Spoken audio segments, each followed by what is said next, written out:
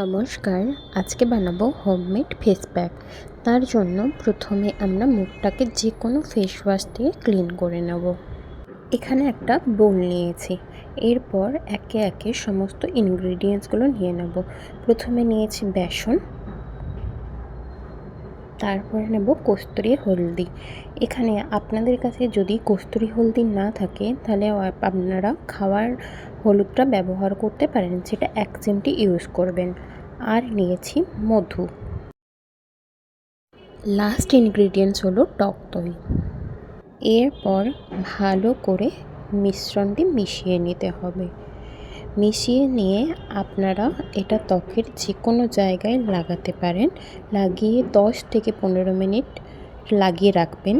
তারপর ঈষৎ উষ্ণ গরম জল দিয়ে একটু রাফ করে পুরো মুখটা ধুয়ে ফেলুন। এটা কয়েকদিন লাগানোর পরেই আপনারা চেঞ্জেসটা দেখতে পাবেন।